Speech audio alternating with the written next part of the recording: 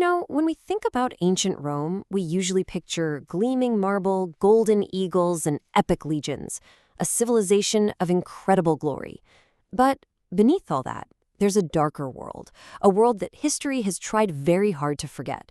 So today, we're going to pull back that curtain and look at the secret lives of the delicati, Rome's so-called slaves of pleasure. Our story starts right here, not in some grand Roman villa, but with this terrifying sound. I want you to just imagine for a second. You're a young boy, maybe living in a Celtic village. One minute you're playing, you're with your family, and the next you wake up in the dark and you hear the rattling of chains. Just like that, your entire world is gone. Your life is over, and a new, horrible one is about to start. So how does this happen? Well, the very first step in this awful journey is a complete and brutal transformation. And we're not just talking about being captured. No, this is about the systematic, step-by-step erasure of a human being and turning them into a luxury product for the Roman elite. The whole process was just so clinical, it's chilling. Think about everything that makes you, you. Your name, your family, where you're from. For a boy like Kai's, all of that was just stripped away. He stopped being a person. He became inventory. A piece of Celtic stock to be evaluated for its market value, just like you would a prize horse. Now get that image of a loud, chaotic, dusty marketplace out of your head. That's not what this was like. For these boys, the sale was a cold, quiet, calculated affair. It was honestly more like an art gallery where wealthy connoisseurs would calmly walk around inspecting the, quote, pieces and quietly judging their aesthetic worth. Before being put on display, each boy was meticulously prepared. Every single detail was managed. The glowing skin, the expensive oils, the perfectly styled hair, that simple white tunic meant to make them look young and innocent. But let's be clear, this had absolutely nothing to do with care. It was all about product presentation, about maximizing the final price tag. And it always ended with a deeply humiliating physical inspection in front of total strangers. And then the deal is done. And the words they use, they're just so chillingly casual. The buyer isn't just buying a person, he's buying an asset, and it's an asset with a known expiration date. The whole idea of a replacement is baked into the deal from the very beginning. The boy's humanity? Totally irrelevant. It was all about his temporary value. Okay, so once he's sold, the boy is taken to his new home, and it might look like a beautiful, luxurious villa, but make no mistake, it's a gilded cage. And this is where the second stage of his new life begins, a complete and total re-education designed to mold him into the perfect possession. His new life is basically a relentless, non-stop schedule of lessons. Mornings are for learning Latin and Greek, so he can hold a sophisticated conversation. Afternoons are for arts and culture, poetry, music, so he can entertain his master and his guests. Literally every single moment of his day is engineered to serve a very specific purpose. But the physical training, wow, that was particularly insidious. This wasn't about being healthy or strong. No, this was a full-on war against nature itself. The entire goal was to delay puberty, to stop muscles from developing, using special diets, herbs, and oils, all to preserve that soft, androgynous look for as long as humanly possible. And right alongside all that physical conditioning came this devastating psychological rewiring. His past, it was erased. His birth name was forbidden. His memories were told they were just silly fantasies. Submission was enforced with this careful dance of rewards and punishments.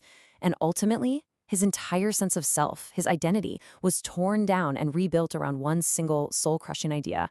Your only worth comes from your ability to please your master. So, what was daily life actually like? What did it feel like to be the master's favorite? Well, let's dive into the reality of living inside that beautiful prison and trying to navigate the incredibly complex relationship with the man who owned him. The official role he had to play was companion, but that word, it really doesn't even begin to cover it. He had to be a philosopher, an artist, a living statue at parties, and an intimate servant all at once. And success? Oh, it wasn't just about doing what you were told. Success was being so attuned to your master that you can anticipate what he wanted before he even knew he wanted it. You can pretty much break his duties down into three main categories. A huge chunk of his time, about 40%, was purely intellectual, talking about philosophy, reciting poetry. Another big part was just being aesthetic decoration, basically a beautiful object to be admired at parties. And then, of course, there was the intimate service, which was the real reason this whole system existed in the first place. And this right here is maybe the most devastating part of the whole story. After years and years of playing this role, the lines just start to blur. You start to lose track of where the performance ends and where the real you begins. He was trained so thoroughly to please that he actually starts to see his master's desires as his own desires. It's a profound, twisted kind of Stockholm syndrome. But here's the thing, he wasn't alone. These big villas were often filled with other boys in the exact same situation. And that created this incredibly complex and often dangerous social world. It was a strange mix of friendship, yes, but also bitter rivalry and a kind of shared complicity in their own exploitation. To get by in this environment, the boys basically developed two main survival strategies. On one hand, you had guys like Alexis, the cunning manipulator. He'd make himself indispensable, learning the master's business affairs, trying to create value for himself beyond just his looks. Then you had the other path, taken by boys like Dionysius, complete and total surrender. They would just erase their own personalities until they became these perfect, hollow shells of obedience. So the relationships between these boys were a total paradox. On the one hand, they were the only people on Earth who could possibly understand what the others were going through, and that led to real moments of friendship, of mutual support. But on the other hand, they were all locked in this constant, vicious competition for the master's favor, because they knew only one of them could be the favorite. But this entire life had a ticking clock. As the boy started to approach manhood, his usefulness and his value would inevitably disappear. So this last section is about what happened next, when freedom finally came, not as a gift, but as a form of disposal. I mean, just look at this timeline. The whole career of a delicatus was cold, calculated, and just brutally short. You're acquired around age 12. Your value peaks when you're 14 or 15. By 17, the first signs of becoming a man mean you're already in decline. And by 19, you're facing either being formally freed or just sold off. It's over. And we need to be really, really clear about what manumission, the act of freeing a slave, meant in this specific case. This wasn't an act of mercy. It wasn't kindness. It was a cold, hard business decision. Once the asset had lost its value, it was liquidated.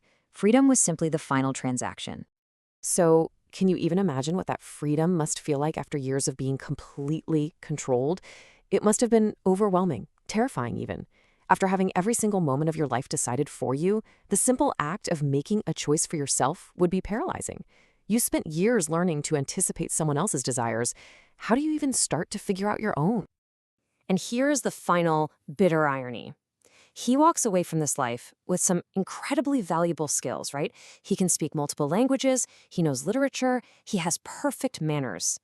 But every single one of those skills is a scar. They are a permanent reminder of how he was broken down and reshaped by his trauma. So why don't we hear these stories more often in our mainstream histories of Rome? Well, the really uncomfortable answer is that these lives weren't a secret at all. This was all happening in plain sight, in the homes of the most powerful men in the empire. They were simply ignored, because it was a truth too ugly for civilization to write down next to all its glories. And that really forces us to look in the mirror, doesn't it? This Roman habit of ignoring uncomfortable truths, well, that's not just ancient history. It makes you stop and wonder, what patterns of exploitation, what hidden lives exist all around us right now that we as a society collectively just prefer not to see?